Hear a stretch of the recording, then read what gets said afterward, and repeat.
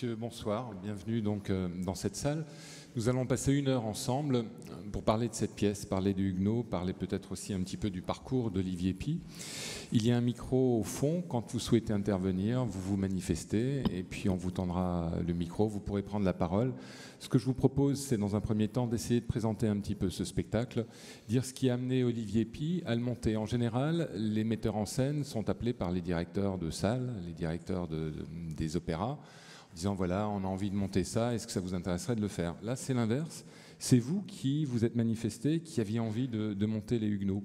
Alors, on sait que vous êtes comédien, que vous êtes metteur en scène, vous avez beaucoup travaillé à côté au TNS. C'est la première fois, par contre, que vous venez ici. On sait que vous avez fait des études aussi bien d'art dramatique que de philosophie et de théologie. Je n'ai pas fait de philosophie. Vous avez fait de la théologie. Oui, ça c'est un mensonge. Je ne suis pas très philosophe, en fait. Bon, en tout cas, ce sont des choses qui se racontent. Et donc, j'imagine que, je sais pas, on imagine que ce sont ces études qui vous ont amené à vous intéresser à ces questions. Vous avez fait ces études parce que vous vous intéressez à ces questions. Mais quand vous avez découvert les Huguenots, vous vous êtes dit, c'est quoi? C'est un spectacle, il est fait pour moi, j'ai envie de le monter. Qu'est-ce qui vous a intéressé quand vous avez découvert le livret des Huguenots? Bah, d'abord, il avait très mauvaise réputation, alors ça m'a excité, forcément. Il avait mauvaise réputation pour 2 raisons, parce que Meyerbeer avait mauvaise réputation, on disait que c'était ringard, nul, je ne sais quoi, démodé, pompier, etc., etc. Donc par snobisme, évidemment, je me suis intéressé à ce que tout le monde décriait. Et puis ensuite, Scribe avait aussi très mauvaise réputation. Vous savez, c'est cet auteur qui est au fronton de l'Opéra de Paris et qui, dit-on, écrivait au kilomètre, enfin écrivait des livrets au kilomètre. Donc cette double mauvaise réputation m'a attiré.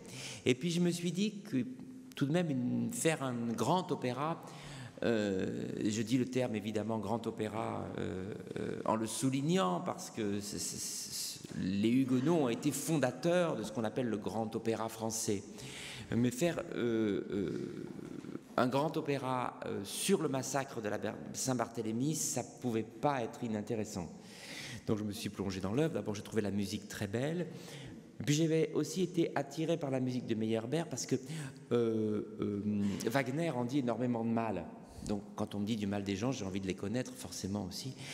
Et il faut dire que le livre que Wagner a écrit sur Meyerbeer est une chose absolument infamante. C'est ce fameux livre qui s'intitule « De l'influence du judaïsme dans la musique occidentale », je sais plus, qu'il a édité et réédité, voilà. Donc persiste et signe. Mais qui était aussi et surtout un livre contre Meyerbeer. Donc tout ça, ça m'a rendu l'œuvre attirante. Et puis, elle n'avait pas été montée en France depuis 60 ans. C'est pas tout à fait vrai. À Paris depuis 60 ans, pour être tout à fait exact. Donc là aussi, il y avait quelque chose d'étrange quand on sait que, par contre, à l'Opéra de Paris, elle a été jouée au XIXe siècle 1000 fois. C'est-à-dire qu'elle a été jouée autant que Carmen. Pour le XIXe siècle, c'est un blockbuster autant que Carmen. Disons que pour mon arrière-grand-mère, les Huguenots, c'est au Panthéon de l'Opéra autant que Carmen et peut-être même plus que les Puccini, par exemple. C'est assez étrange. Ça m'intéresse. Je me dis que c'est pas possible que le public ait eu un tel engouement pour ces œuvres et qu'elles soient inintéressantes. Mais pourquoi est-ce que cet engouement a disparu? Pourquoi est-ce que alors on sait que c'est pas une œuvre tout à fait légère, il y a un peu de monde sur scène, c'est pas tout à fait évident de le monter, mais il y a d'autres pièces, d'autres opéras qui sont de la même ampleur, qui nécessitent les mêmes moyens et qu'on continue à monter. Pourquoi est-ce que ça a disparu de la circulation? Eh bien, je ne me l'explique pas bien. Je crois que quand même Wagner a eu un rôle. Il a eu un rôle de musicologue en quelque sorte et il a proscrit son père spirituel. Vous savez, on dit d'un des premiers opéras de Wagner, qui est d'ailleurs très beau, qui est jamais monté, Renzi, on dit que c'est le plus bel opéra de Meyerbeer. Donc, ce lien avait été si fort qu'après il a voulu le rompre. Il doit y avoir ça. Il y a aussi l'extrême difficulté à monter cette œuvre. Et il y a aussi le genre grand opéra français.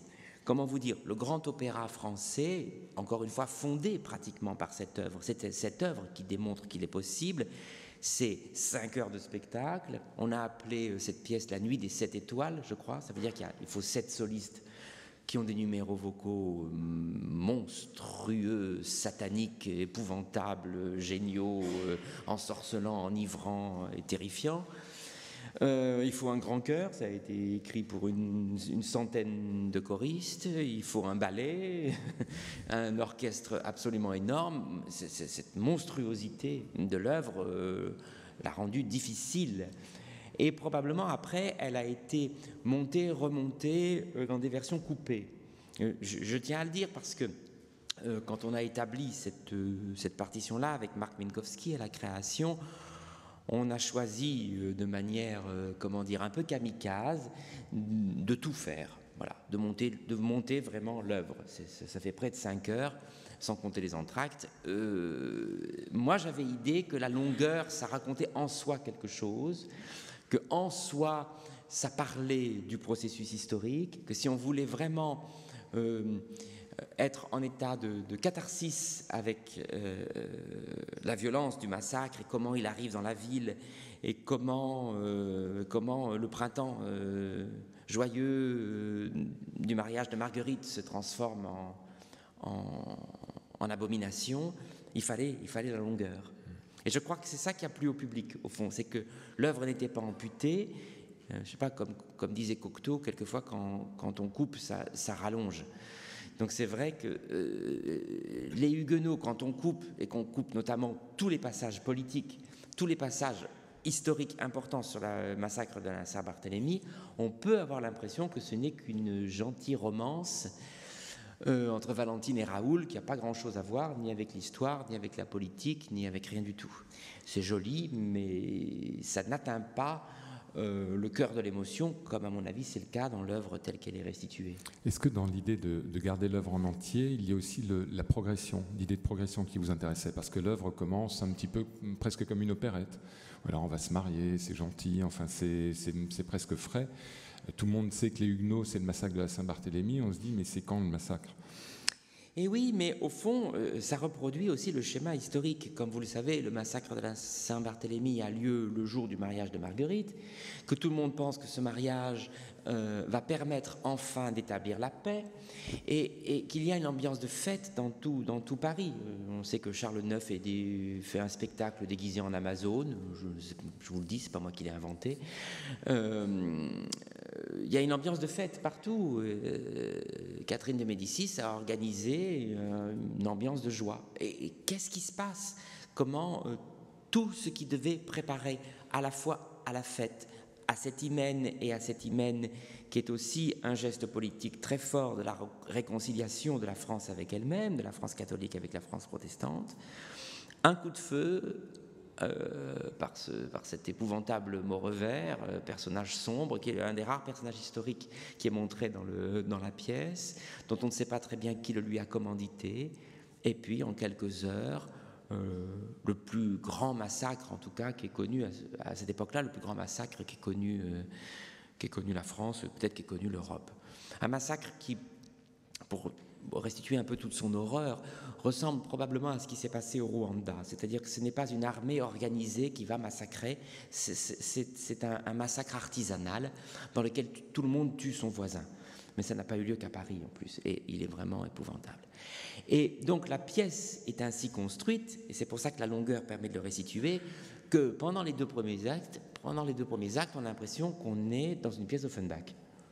Et pas pour rien, parce que n'inversons pas la perspective historique, c'est Offenbach qui va aller puiser chez Meyerbeer beaucoup de ses bonnes idées, c'est Wagner qu'on entend quelquefois arriver comme ça, le temps d'un chromatisme dans cette pièce-là, mais c'est Wagner qui va puiser chez Meyerbeer, c'est Verdi et c'est Bizet, et c'est extraordinaire quand on entend les Huguenots, on a l'impression qu'on voit le catalogue de tout ce que va devenir l'opéra du 19e siècle. Et puis ce qu'on ne sait pas, c'est que c'est quand même une pièce de 1830, donc c'est l'époque de la Restauration, mais d'abord c'est vieux par rapport aux œuvres que nous aimons dans le 19e siècle, c'est une génération avant, donc c'est vraiment une œuvre inaugurale.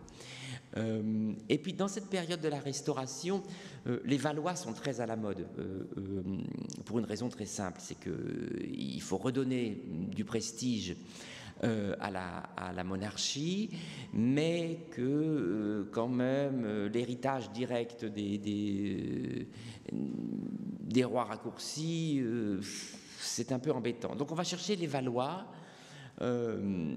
comme une sorte, dans cet esprit-là, de la restauration, d'un âge d'or de la monarchie française, où les monarques ne seraient pas encore des tyrans. Parce que l'idée que les monarques sont des tyrans est quand même restée dans la société. Et les Valois, ce sont les rois parfaits pour faire croire à une aristocratie un peu champêtre, un peu romanesque, et puis suffisamment loin aussi pour que ça ne remette pas en cause une partie du projet révolutionnaire qui est resté dans les rues, même si dans les palais il y a la restauration.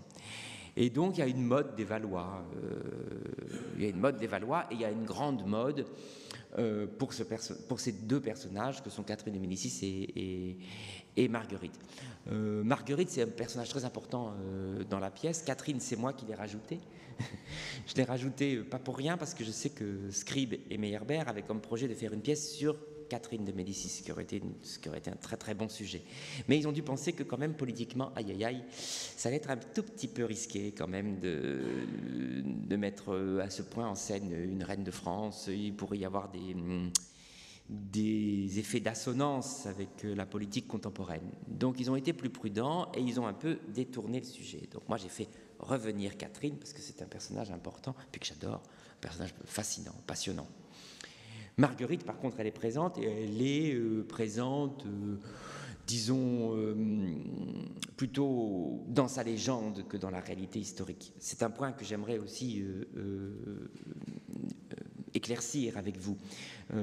Aujourd'hui, la vision que nous avons de Catherine, de Marguerite et du massacre de la Saint-Barthélemy n'est pas celle qu'avait Scribe à son époque, à l'époque du travail historique.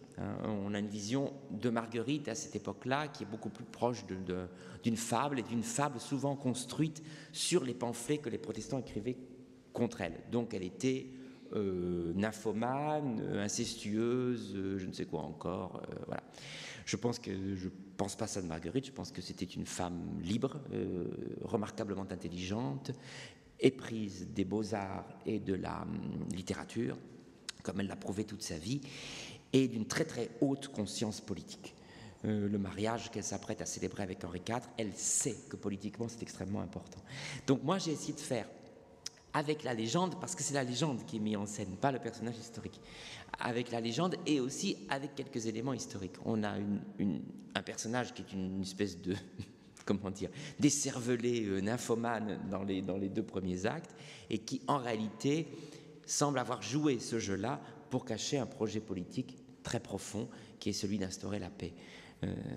J'aime beaucoup cette femme qui passe d'une espèce de gourgandine charmante à une femme de tête, d'une grande conscience politique. Donc on l'a compris, il y a plein de personnages, il y a une énorme richesse dans ce spectacle. Est-ce que l'idée de la progression dans le spectacle, on part de quelque chose qui est un petit peu une romance comme ça, et puis on arrive progressivement au drame, c'est quelque chose qui vous intéresse aussi? C'est en dehors de l'aspect historique, la façon dont le massacre est arrivé, sur un plateau de théâtre, le fait qu'il y ait cette progression et qu'on passe un petit peu par toutes les phases de la vie. Quelque chose de léger, de joyeux, pour arriver à des choses... Oui, c'est le projet romantique de restituer, par le mélange des genres, la totalité du monde. Ça va être formulé évidemment par Hugo dans la préface de Cromwell, en imitation de Shakespeare. Mais Scribe, là, il le sent. Il l'a pas dans les veines, parce que c'est pas vraiment construit encore cette proposition romantique.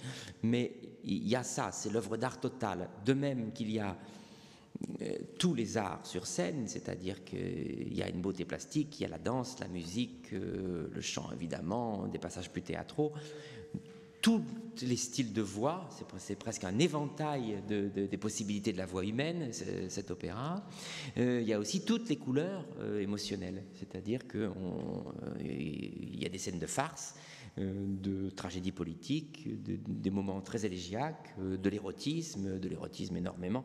Ils étaient épris d'érotisme, évidemment, surtout dans l'opéra du 19e, mais d'un érotisme qui doit toujours être vu dans un miroir, c'est-à-dire qu'il faut toujours trouver une excuse mythologique ou je ne sais quoi, ou historique, pour qu'il y ait des jeunes filles un petit peu dénudées. C'est pas frontal comme ça l'est aujourd'hui, mais c'est très présent. Et cette impression comme ça d'un monde restitué avec le haut, le bas, le sale, le beau, le vulnérable et le violent, qui est le projet romantique, qui est le projet dramatique romantique, que Scribe a très bien compris. Puis encore une fois, Scribe n'est pas un mauvais écrivain. C'est pas parce qu'il a eu beaucoup de succès, qu'il a été très riche, que c'est un mauvais écrivain. Tout le monde n'a pas la chance d'être Lautréamont ou Nerval. Il a eu la malchance d'avoir beaucoup de succès, et donc la postérité a été méchante avec lui. Mais il y a des choses très belles, dans le texte, incontestablement très belles. Sur les choix de mise en scène que vous faites, peut-être le premier, pour parler un petit peu du massacre lui-même, les catholiques et les protestants sont clairement identifiés. Pour quelles raisons? Alors évidemment, au cours du massacre, les méchants sont les catholiques et les gentils sont les protestants, même si on sait bien que ce qui amène un massacre, ce sont souvent les circonstances qui amènent des gens à se conduire tout d'un coup extrêmement mal. Quel est pour vous l'intérêt de les identifier clairement? C'est pour dire que, oui, effectivement, on sait que vous êtes catholique, vous ne vous en cachez pas, il y a des méchants, ce sont les catholiques, et les protestants n'auraient pas pu se conduire de la même façon, il y a d'autres raisons. Déjà, c'est qu'on comprenne quelque chose à l'histoire qu'on raconte, parce que si tout le monde est habillé pareil, je vous assure, personne ne va rien comprendre. Donc, Pierre-André est extrêmement scrupuleux, il faut qu'on ait des codes très très clairs. C'est pas pour dire du mal de mes collègues, mais j'ai vu une mise en scène en vidéo, bien sûr, des Huguenots entièrement transposés dans la chute du mur de Berlin. Moi, je ne comprenais plus rien. Je veux dire, je ne comprenais plus rien à la chute du mur. Les Huguenots, encore, j'arrivais à peu près à suivre, mais alors je ne comprenais absolument plus rien à l'histoire contemporaine de l'Allemagne. Je crois que c'est impossible de monter les Huguenots sans la référence historique. On ne peut pas transposer le massacre de la Saint-Barthélemy.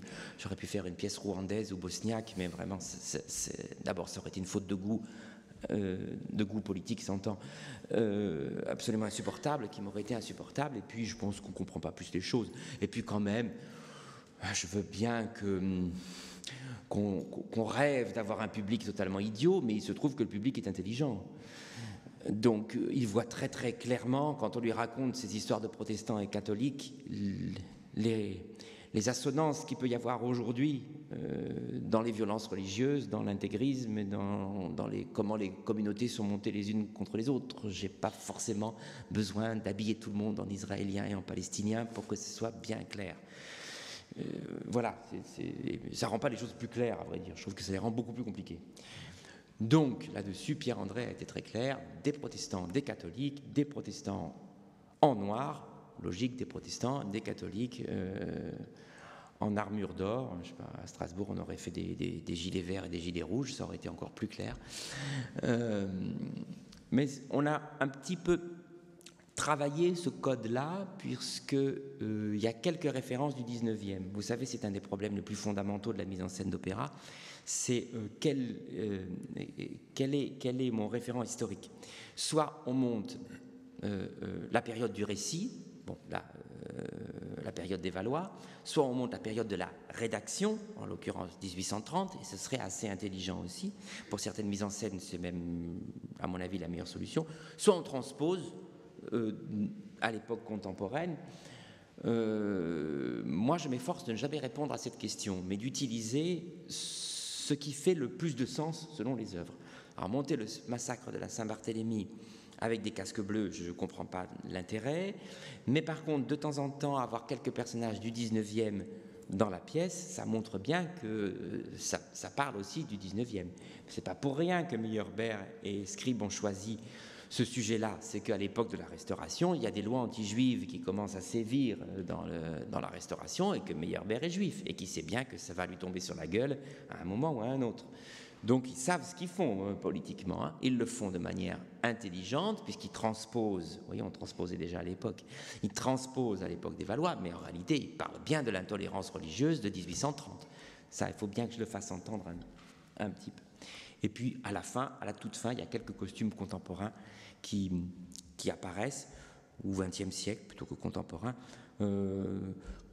comment dire, pour montrer l'héritage de ce que j'appellerais l'héritage de l'intolérance, comment il n'en finit pas de se reproduire, et ce qui donne une dimension historique, mais enfin de manière assez délicate, je crois.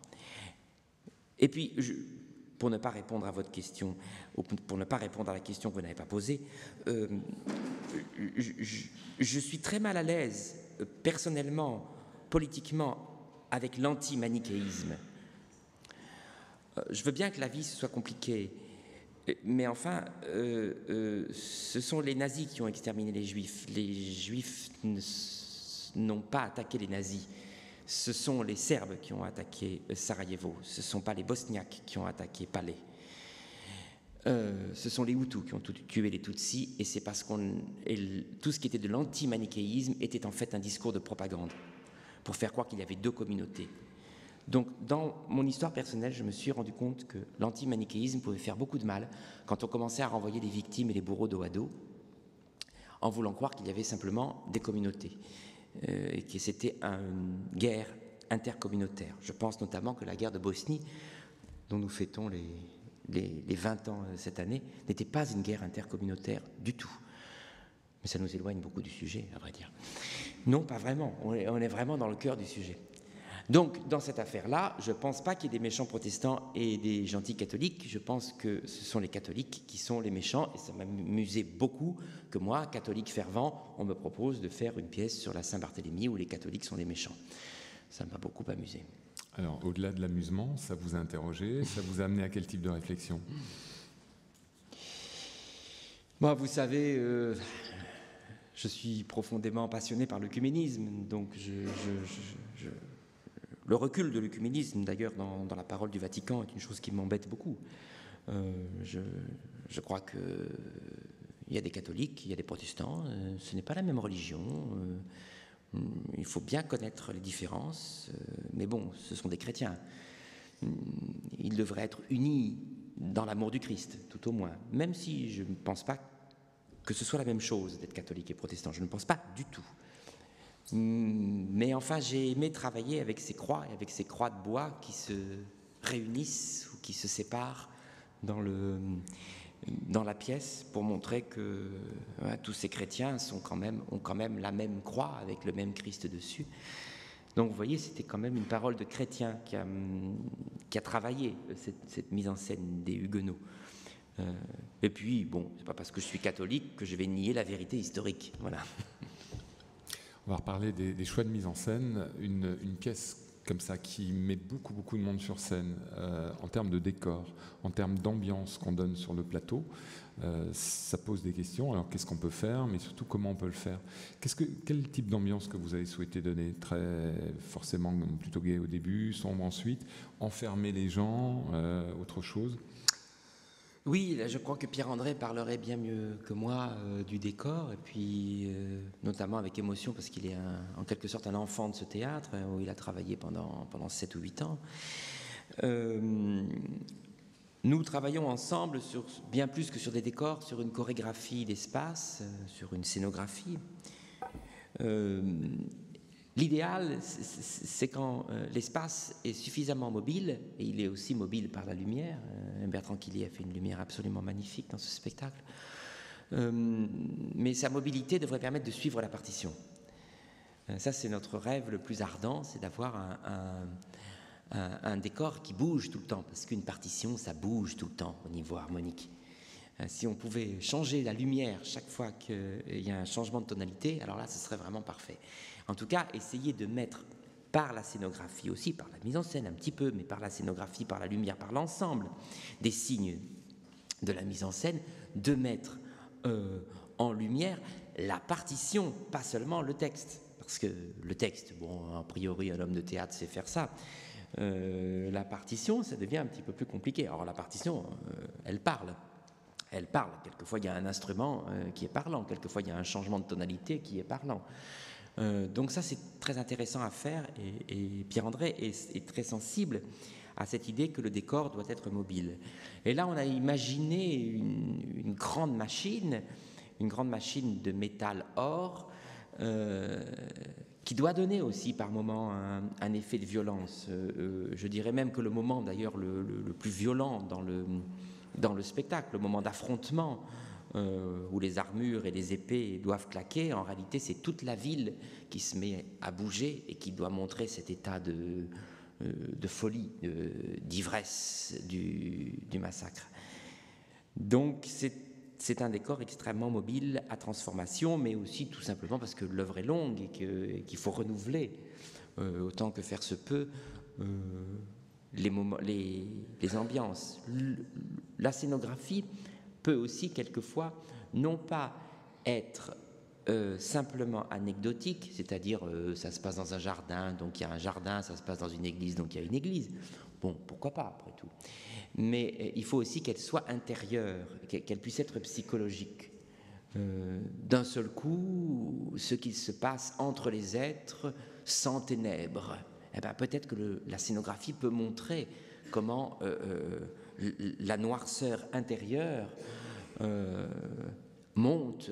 C'est le cas notamment puisque le décor va vers le noir et il montre au fur et à mesure de la pièce non plus ses faces or, mais ses faces noircies, ses faces brûlées, etc.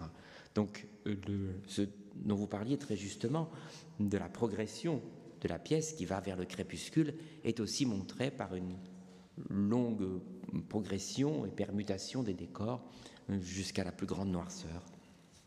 On va dire un mot de la distribution, si vous êtes d'accord, et avant de vous proposer peut-être de prendre la parole. Évidemment, on est à Strasbourg, donc Mireille Delinche, tout le monde est content.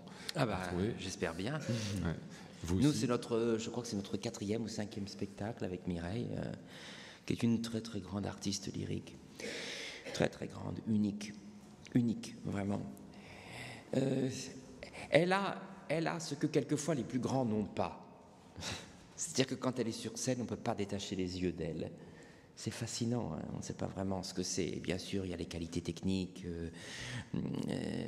son intelligence des scènes qu'elle joue, sa passion de l'art dramatique, et puis ses qualités vocales et musicales. Mais au-delà de ça, je crois qu'elle a quelque chose que les plus grands n'ont pas. Elle entre dans un état de transe, de folie. Vous savez, dans mon expérience, je sais qu'il y a des acteurs, des chanteurs, comment dire, qui se sauvent eux-mêmes en entrant sur scène, et puis d'autres qui le font comme un métier. C'est très différent. Mais le public ne se trompe absolument jamais entre celui qui ne pourrait pas ne pas être en scène, qui, quand il entre en scène, trouve enfin une sorte de miséricorde, et celui qui vient pour faire le beau ou simplement pour gagner sa vie. Le public ne se trompe pas à ça.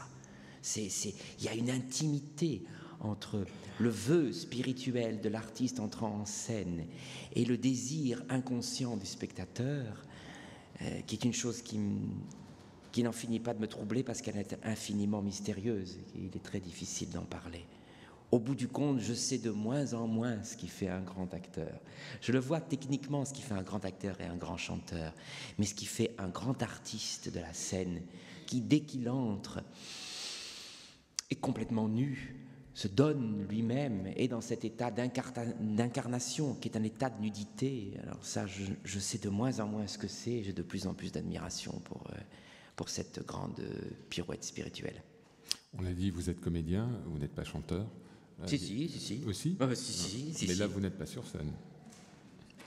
Là, je ne suis pas sur scène, non, je ne suis pas chanteur lyrique, non, il faut beaucoup de travail pour être chanteur lyrique, non. C'est pas une dimension qui vous manque, parce que vous faites tellement tout par ailleurs, vous écrivez, vous jouez, vous montez, vous dirigez les théâtres, enfin voilà. Oui, c'est vrai, mais je ne fais pas tout bien. Chanter.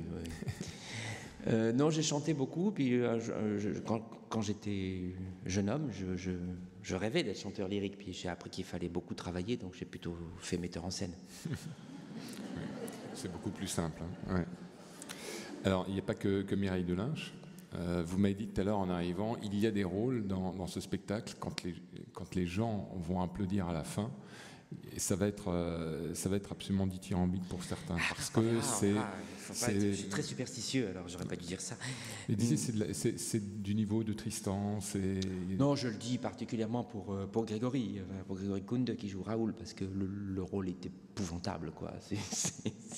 C'est comme Tristan, mais en plus vocalisant. C'est monstrueux, c'est d'autant plus monstrueux dans cette version-là. Je ne suis même pas certain qu'à la création, l'air du 5e acte ait été fait. Ce qui est dommage, parce que c'est l'air qui raconte le massacre. En plus, il est très beau musicalement, et si on le perd, je me suis vraiment accroché pour qu'on le fasse, mais il est vrai. Ils ont été sympas, les ténors, de le faire, parce que ça arrive à la fin, après des passages tuants. Non, c'est quelque chose de surhumain. Voilà, c'est surhumain, c'est surhumain. C'est surhumain. Tristan, c'est surhumain, mais enfin, je dirais, si vous voulez, Tristan, c'est surhumain, mais on peut le faire ou on ne peut pas le faire. Les Tristans avec qui j'ai travaillé, voilà, ils pouvaient le faire. Ils avaient, ça ne veut pas dire qu'ils n'avaient pas beaucoup travaillé, mais enfin, ils pouvaient le faire physiquement. Ce rôle de Raoul, en plus, il faut une subtilité, il faut être vocalisant, il faut être raffiné, et puis par moments, il faut passer un orchestre énorme, et puis il faut une endurance incroyable. Ça pousse les possibilités de la voix humaine, à mon avis, dans les dernières limites.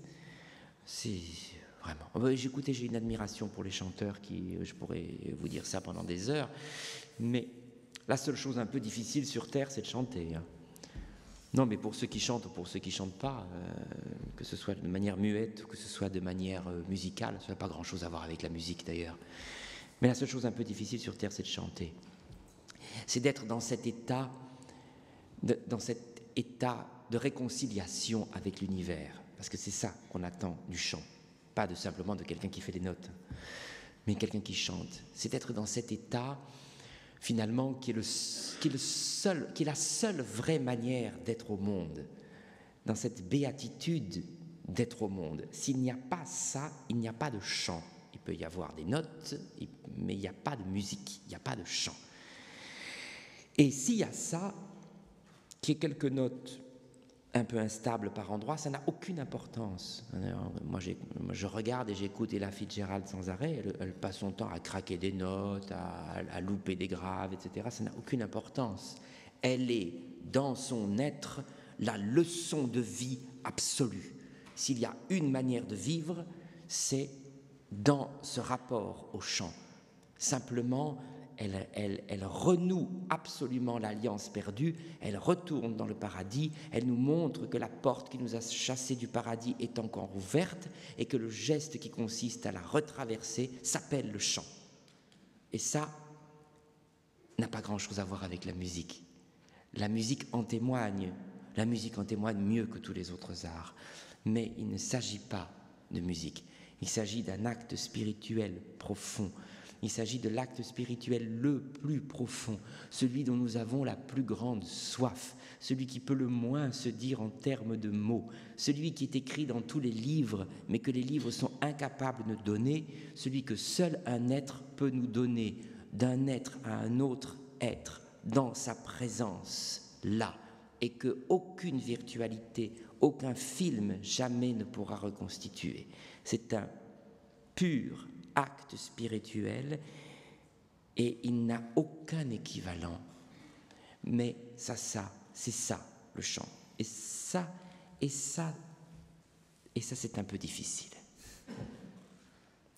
Et votre boulot, c'est d'essayer de faire en sorte que ça se produise, ça. Oui. Moi, je suis l'âne qui porte le prophète, voyez-vous, en tant que metteur en scène. Voilà. Ou pour choisir une autre métaphore, je mets mes petites mains comme ça, j'essaie de leur faire la courte échelle pour qu'ils montent dans ce ciel où je les vois quelquefois et où leur présence seule dans ce ciel m'y entraîne immédiatement dans l'oubli de moi. Bon, que c'est beau, c'est vraiment très beau. C'est vraiment ce qu'il y a de plus beau. Qui est-ce qui souhaite intervenir ? Il y a un micro au fond, monsieur. On va vous apporter un micro qu'on vous entende.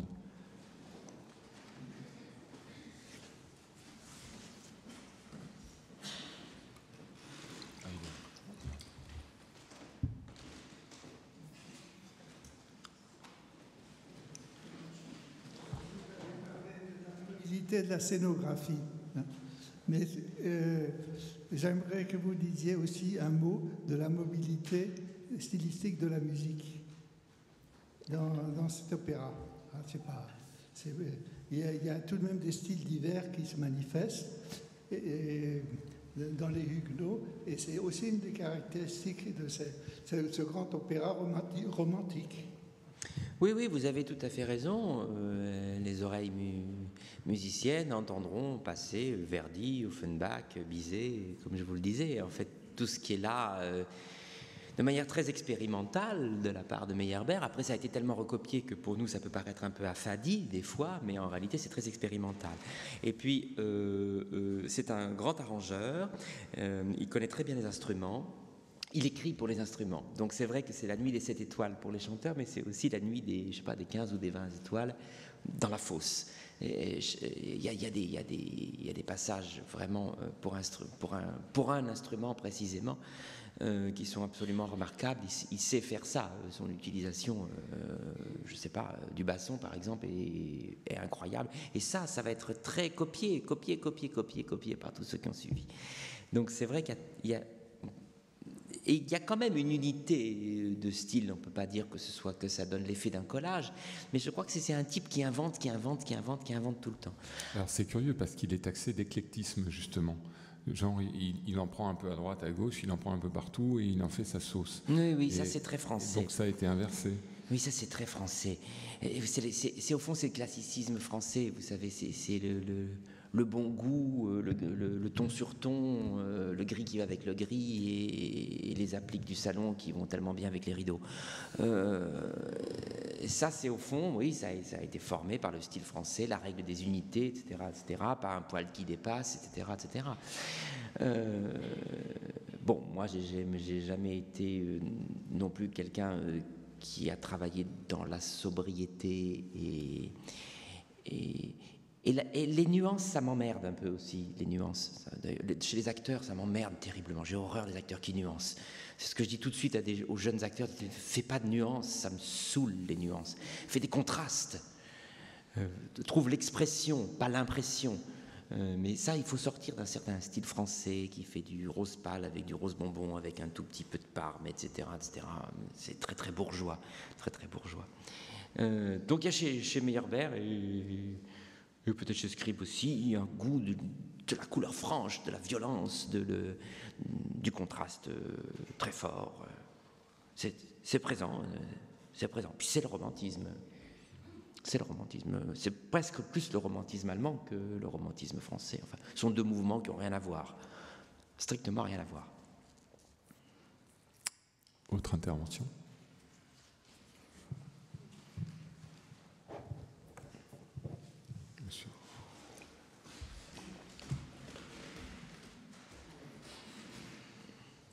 À peu près à la même époque, il y avait les Puritains de Bellini, et qui est aussi basé sur un massacre, enfin pas sur un massacre essentiellement, mais sur la guerre civile, et qui est basé sur un texte sauf erreur, de Walter Scott. Donc, est-ce que vous avez des commentaires à faire là-dessus? Est-ce que ils se connaissent? Enfin, non, je connais mal les Puritains. Je connais l'œuvre trop mal pour pouvoir faire. Bellini, Oui, Meyerbeer connaissait Meyerbeer. Probablement. Oui, certainement. Mais je crois même que l'idée du massacre n'est pas si originale. Si vous regardez les Vêpres siciliennes, donc un autre livret de Scribe, qui est aussi une affaire de massacre, en fait, qui a à peu près la même construction. C'est-à-dire, toute l'œuvre raconte comment un massacre, un génocide se met en place. Mais ça prouve quelque chose, ça prouve que Scribe avait des obsessions. Enfin, pour moi, c'est le signe d'un bon auteur d'être obsessionnel. Qu'il avait des obsessions, puis que ces obsessions rejoignaient une certaine conscience politique. En 1830, c'est-à-dire, quand même, ils en ont vu dans les rues, hein, des gens coupés en morceaux et du sang qui coulait dans les caniveaux. Ils en ont vu. Et donc, il y a chez Scribe une volonté, vraiment, d'utiliser, après tout, le grand opéra qui ne pourrait être que du divertissement, de l'utiliser pour amener à une certaine conscience politique. C'est pour ça que quand même c'est dommage qu'il soit resté dans la postérité comme un faiseur de feuilletons au kilomètre. C'est pas juste. Mais ça tient aussi à la... Comment dire ? c'est tellement facile les comparaisons. Je vais parler un peu crûment. Si vous mettez Meyerbeer à côté de Wagner, si vous me demandez de choisir, mais évidemment je choisis Wagner, qu'est-ce que vous voulez que je vous dise? Évidemment. Si vous me demandez de choisir entre Scribe et Baudelaire, évidemment je vais choisir Baudelaire. Mais toutes ces comparaisons n'ont aucun sens, elles n'ont aucun intérêt. Chaque œuvre vaut pour elle-même. Il n'y a pas un top 10, un top 50 de l'histoire artistique. Ça ne veut rien dire, ça n'a aucun sens. Chaque objet a son histoire, a sa beauté en lui-même, à l'endroit où il est, et les objets littéraires aussi. Donc oui, on a le droit de préférer Baudelaire, et je serais plutôt de cet avis si on nous demande de préférer. Mais pourquoi faut-il préférer Baudelaire à Scribe? Scribe d'abord est un auteur de livret, c'est de la poésie lyrique, et puis Baudelaire, après tout, il n'a jamais écrit la pièce qu'il voulait écrire. Donc c'est pas au même endroit, c'est autre chose. Et c'est pareil pour la musique. Je crois qu'il faut arrêter, il faut vraiment arrêter ces comparaisons. Dans ce cas-là, dans le cas de Meyerbeer, le massacre est essentiel. Oui, oui, bien sûr. Dans le cas de Bellini, il n'y a pas de massacre. Alors vous voyez. Et l'opéra finit bien et résumé comme ça. Donc je voulais savoir. Eh bien alors, je vous remercie beaucoup, monsieur. Oui. Je vous remercie. Oui. Donc ça apporte de l'eau à l'idée du moulin que. Ça apporte de l'eau au moulin de l'idée. J'y arriverai pas. Ça apporte de l'idée au moulin dans l'eau que c'était pas des cons, quoi, Meyerbeer et Scribe. Voilà. Non. Est-ce que le metteur en scène s'interroge sur les raisons qui font qu'une pièce passe à la postérité, reste comme on les cite comme étant un grand opéra, et d'autres disparaissent de la circulation? On a parlé des raisons qui peuvent amener à ne pas monter une pièce comme celle-là, parce que c'est lourd, c'est compliqué, etc. Mais pourquoi est-ce que la musique ne reste pas? Pourquoi est-ce que l'opéra ne reste pas un des plus vendus en disque? Est-ce qu'il n'y a pas quelque chose, ou quelque part, des faiblesses, quelque chose qui fait que, oui, c'est super par moment, c'est moins bien d'autres? Est-ce qu'il n'y a pas aussi, quelque part, la volonté de chercher le spectaculaire? Ça a eu un succès énorme quand les Huguenots sont sortis. Est-ce qu'il n'y avait pas aussi, parce qu'il y avait une quête de spectaculaire là-dedans, et ça marchait bien, et ensuite, quelques dizaines d'années plus tard, ça marche moins bien? C'est que la postérité, c'est pas un bloc immobile. Et les postérités changent avec les années. Si vous prenez de Lagarde et Michard du XVIIIe siècle, vous ne trouverez pas Choderlos de Laclos. Aujourd'hui, l'auteur du XVIIIe siècle, c'est de Laclos et Sade. Vous ne les trouverez pas dans Lagarde et Michard du XVIIIe. Ça veut dire qu'en l'espace de 30 ans, l'idée même de la postérité a évolué. Alors ça, c'est très très intéressant. Évidemment, en peinture, on voit des résurrections permettre à des artistes de s'inscrire dans une postérité qui les avait soi-disant oubliés. Et puis on voit aussi des choses qui étaient parties pour 1000 ans de règne étincelant se casser la gueule. Voilà, je ne sais pas si le théâtre d'Anouilh est si important qu'on le disait à l'époque d'Anouilh. Et ça, c'est très intéressant. L'histoire de l'art n'est pas immobile, la postérité encore moins, et elle est soumise à des modes. Voilà, elle est soumise à des modes qui souvent d'ailleurs reflètent des choses du temps qui sont très signifiantes, bien évidemment. Mais elle est soumise à des modes comme la mode, exactement comme la mode. Donc le passé comme le temps, et comme le temps présent, comme le siècle, est soumis à la mode. C'est un drôle de mouvement. Et puis, alors, nous, je dis nous qui faisons un travail de herméneutique en quelque sorte, nous, les universitaires, les metteurs en scène, les journalistes, les amateurs d'art, on joue à déjouer cette immobilité de la postérité, et c'est très très intéressant. Et bien évidemment, c'est très très très souvent un manifeste. Si vous voulez, moi je suis heureux dans les Huguenots au fond parce que ça ressemble un peu au théâtre d'Olivier Py. C'est pour ça que ça me plaît tellement. C'est certain, mais c'est certain que sans Cézanne, on n'aurait pas eu Chardin. Parce que Chardin, c'était un peintre tout juste bon à faire des pare-feux. C'est parce qu'un jour, il y a eu Cézanne et qu'on s'est dit « Ah, Cézanne, c'est très beau », mais si Cézanne, c'est très beau, c'est parce qu'il y a eu Chardin avant. C'est le geste de Cézanne qui a redonné une place à Chardin, qui était un auteur, un poète peintre complètement oublié. Ça, c'est passionnant. Et puis quand les surréalistes sont allés ressortir Lautrec et Hamon, par exemple, c'est incroyable, ce texte n'existait pas. Donc l'artiste regarde dans l'avenir en regardant derrière, quoi. C'est tout le temps, ça marche tout le temps comme ça. L'artiste, le vrai artiste, pas le designer, pas le faiseur de mode, parce que lui, il fait toujours la même chose en réalité.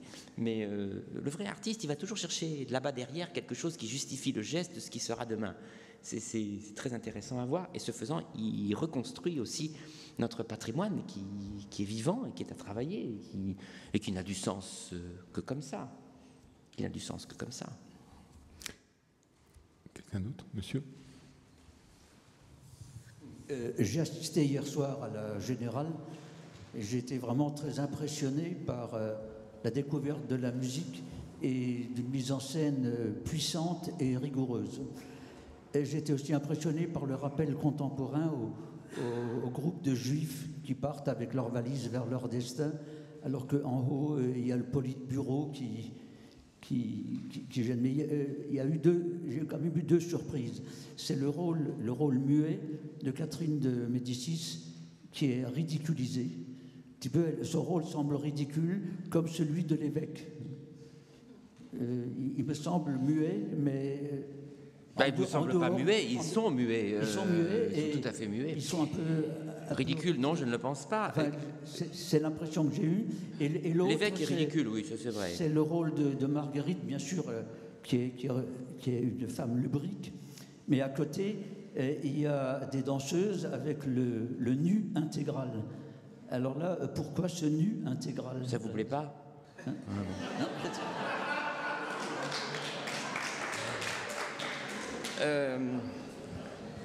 j'en ai marre de cette question. J'ai déjà trouvé je vais écrire un livre qui s'appellera 1500 manières de répondre à la question du nu au théâtre.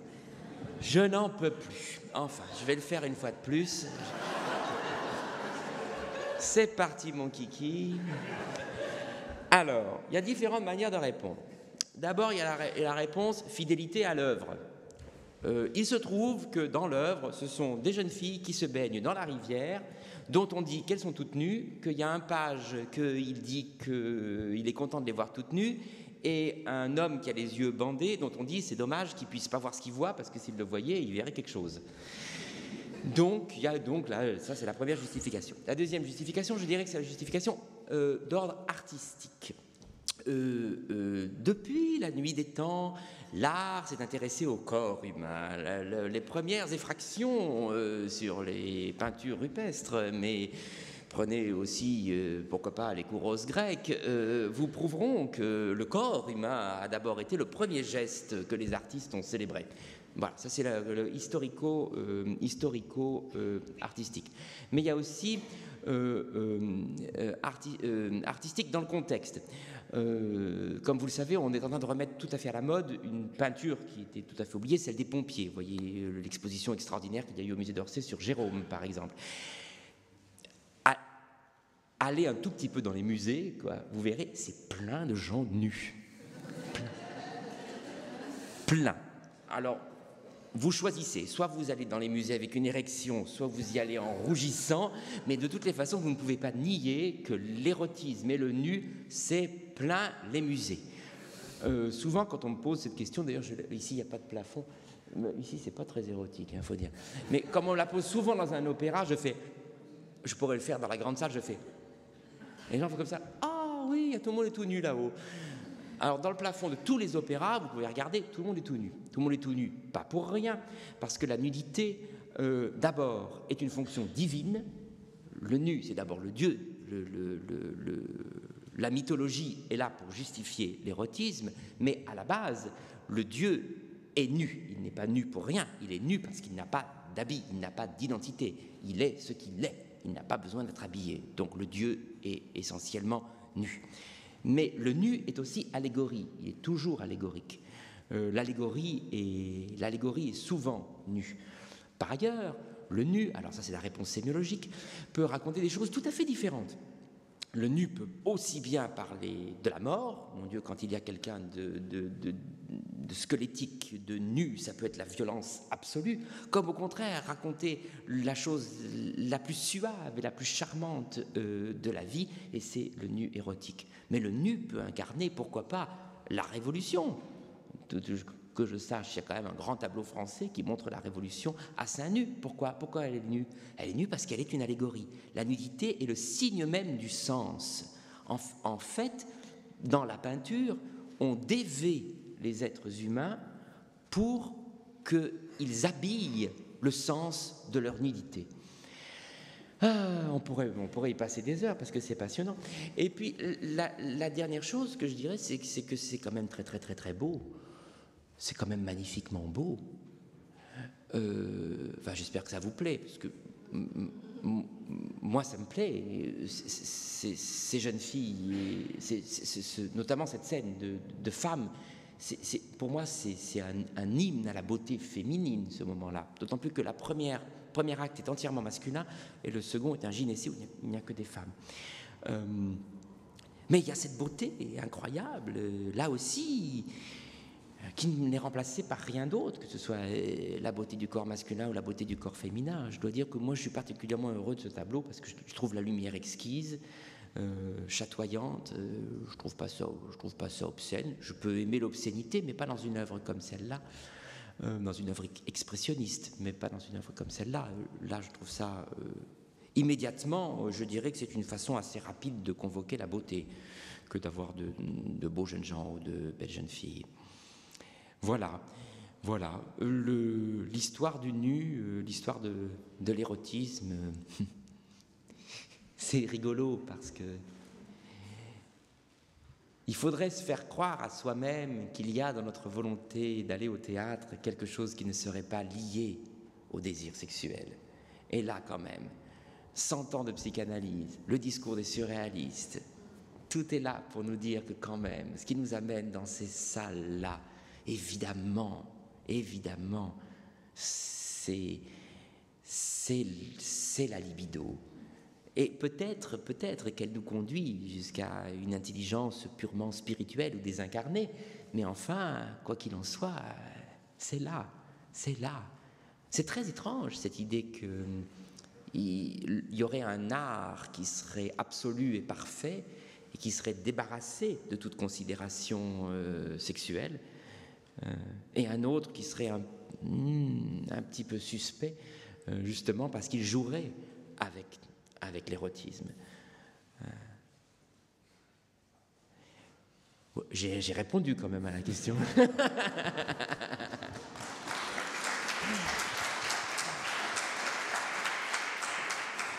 J'ai pas répondu sur Catherine, mais si vous avez encore 2-3 heures, j'ai pas répondu sur Catherine, non, qui n'est pas ridicule, qui est extrême.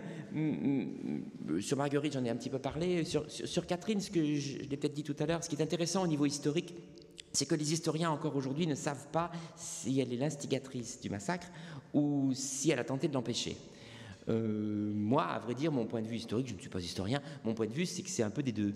C'est très complexe, c'est-à-dire qu'elle a évidemment essayé d'empêcher le massacre en mariant sa fille avec un protestant, qu'elle a tout organisé pour que ce mariage de Marguerite apporte la paix dans son royaume, parce qu'il ne faut pas oublier, ce sont des femmes qui ont dirigé la France. Il y a presque, le règne des femmes est presque plus long que le règne des hommes dans l'histoire de France, notamment celle-là. Et je crois qu'elle est absolument géniale. C'est une souveraine extraordinaire. C'est une femme extraordinaire. Et puis le massacre a lieu. Et une fois que le massacre a lieu, alors là, vous savez, le fameux adage politique, ces mystères nous dépassent, feignons d'en être l'organisateur. Elle a dû jouer un petit peu plus complexe comme ça, en se disant, bon, alors, après tout, si Coligny y passe, c'est pas plus mal parce qu'il avait quand même une sacrée influence sur mon fils. Et puis je peux peut-être récupérer ça, et puis ça va me mettre le pape de mon côté. Et donc finalement, elle a essayé d'empêcher le massacre, et ensuite elle a quand même tiré les marrons du feu dans sa bonne intelligence politique d'un massacre qui de toutes les façons était fait. Mais cette image d'une veuve noire, comme la célèbre gravure qui a été faite par des protestants, bien sûr, de veuve noire, c'est la vision aussi d'Agrippa d'Aubigné, évidemment, de veuve noire qui jouit du massacre, qui est la vision qu'on montre dans le spectacle. Elle est tout à fait caricaturale et tout à fait fausse. Mais c'est la légende que je mets en scène, pas vraiment l'histoire. D'ailleurs, dans le film de Chéreau, pour ceux qui l'ont vu, c'est beaucoup plus la légende que la réalité historique, évidemment. Mademoiselle. Bonsoir. Qu'est-ce que vous pensez le différent entre la mise en scène d'un opéra et la mise en scène d'un théâtre? Oui, c'est une question, c'est une vraie question. Une vraie question. Pour moi, elle se pose de manière un peu étrange, cette question, parce que ce que j'ai cherché au théâtre, c'est le lyrisme. Donc j'ai toujours cherché des acteurs-chanteurs, et ça rejoint mon envolée lyrique de tout à l'heure, des acteurs-chanteurs, et souvent, certains de mes acteurs se sont inspirés du jeu des grands acteurs d'opéra. Pour moi, je m'excuse, mais Shirley Verrett ou Gwyneth Jones, ça a eu plus d'influence sur mon esthétique du jeu que Nathalie Baye. Vous voyez, avec tout le respect que j'ai pour Nathalie Baye, qui est une femme charmante. Mais mon esthétique du jeu, elle ne vient pas du cinéma. Elle vient de gens que j'ai vus sur scène, notamment à l'opéra, convoquer l'extrême. Et pas du tout reproduire la réalité. Mon esthétique du jeu est complètement anti-stanislavskienne. Complètement. S'il y a des jeunes acteurs dans la salle, je vous en prie, foutez à la poubelle ce livre de la formation de l'acteur de Stanislavski. Ça ne sert à rien, c'est idiot, ça n'a aucun intérêt. Passez immédiatement à la leçon numéro 2, c'est meilleur hold, et vous aurez peut-être une chance de faire quelque chose de votre vie d'acteur. Donc, c'est ce lyrisme-là que j'ai cherché. Quelle n'a pas été ma déconvenue quand, arrivant à l'opéra, j'ai reproduit ce schéma-là avec des chanteurs d'opéra qui, eux, voulaient jouer très psychoréalistes. Vous me suivez? Pas vraiment. Bon, c'est pas grave, à peu près. À peu près. Voilà. C'est-à-dire que moi, j'avais appris le jeu du théâtre par des chanteurs d'opéra qui jouaient comme ça, et quand j'allais à l'opéra, une fois que mon esthétique a été fondée, qui est une esthétique large et pleine, j'avais des acteurs qui jouaient comme ça, des chanteurs qui jouaient comme ça. Alors, je crois que mon travail est maintenant, avec des jeunes chanteurs, et de les rendre lyriques dans leur jeu. Parce que ça me donne un effet de dissonance insupportable. De voir quelqu'un qui chante de manière lyrique, il n'a pas le choix puisque c'est inscrit comme ça, et qui par ailleurs joue un téléfilm. Moi, ça me fait loucher complètement. Pas pour toutes les œuvres. Il y a des œuvres où ça peut marcher, hein, des œuvres réalistes, véristes même. Mais j'ai du mal à voir des gens chanter Wagner en mangeant des chips. Enfin, ça m'a jamais rendu pleinement heureux. Je trouve ça peut être intéressant intellectuellement, mais en réalité, je crois que c'est pas à ça que servent ces œuvres-là. Ces œuvres sont ces grandes œuvres de l'opéra, vous savez, peut-être que dans 30 ans, on ne pourra plus les jouer parce que ça coûtera trop cher, alors il faut en profiter. Ces grandes œuvres-là sont faites pour nous exalter, hein, pas pour nous écraser de la propre misère de notre quotidien. À mon sens, elles ont été faites pour ça. Donc voilà, tout ça est excessif. Bon, voilà. Il y en a trop, il y en a toujours trop chez nous. Pierre-André fait des décors qui sont trop grands, trop fous, trop compliqués, trop mouvants, trop beaux, etc. Et puis moi, j'en fais toujours trop aussi. Pas grave. Qui est-ce qui veut poser la dernière question ?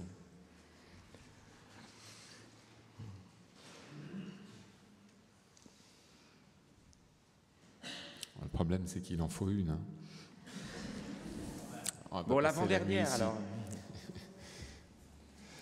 Alors, c'est peut-être moi qui vais la poser, si... Non ? Vous voulez pas ?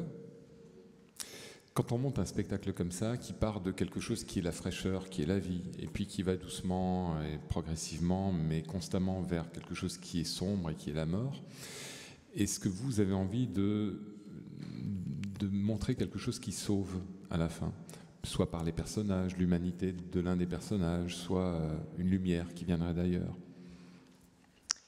D'ailleurs, c'est inscrit dans l'œuvre. Hein. Ça peut sembler ridicule, d'ailleurs. Moi, je pense que d'ailleurs toutes les grandes œuvres sont proches du ridicule, à vrai dire. Disons que le prêt-à-porter est rarement ridicule, quoi. Le prêt-à-porter culturel est rarement ridicule. La haute couture, c'est toujours entre l'éblouissement et le rejet. Ça doit être comme ça. Dans cette œuvre-là, il y a un état d'éblouissement spirituel en plein cœur du massacre par les trois personnages centraux qui trouvent leur destin en se jetant dans la mort. Bon, c'est très romantique. Est-ce que c'est ça qui aujourd'hui sauve? Non, je crois pas. Je crois pas. Ça peut même un peu nous gêner, nous déplaire. Non, je crois que ce qui sauve, c'est tout simplement la prise de conscience que la violence de l'histoire, contrairement à ce qui a pu être dit, et de manière très construite au niveau idéologique, que la violence de l'histoire n'est pas close, que l'histoire n'est pas close, et que la violence de l'histoire n'est pas close. Cette idée que l'histoire n'existe plus, qu'elle est morte, qu'elle est arrêtée, et avec elle ses violences, évidemment, c'est la chose la plus infertile qu'on puisse donner à une nouvelle génération. Quel geste de violence que de penser la fin de l'histoire, de penser que l'histoire est terminée. Qu'est-ce que ça veut dire à une jeune génération? Ça veut dire qu'il n'y a plus de liberté. Et s'il n'y a plus de liberté, il n'y a plus non plus d'humanité. S'il n'y a pas d'histoire, il n'y a pas de liberté. S'il n'y a pas de liberté, il n'y a pas d'humanité. Il n'y a plus rien. Cette idée que l'histoire est close est une chose insupportable. Alors, avec des œuvres comme celle-là, on devrait retrouver, au fond, non pas la passion de l'histoire, bien sûr, ou bien c'est ça, la passion de l'histoire, c'est-à-dire la passion de ce qui est en train de se passer. Et là, il y a quelque chose qui sauve.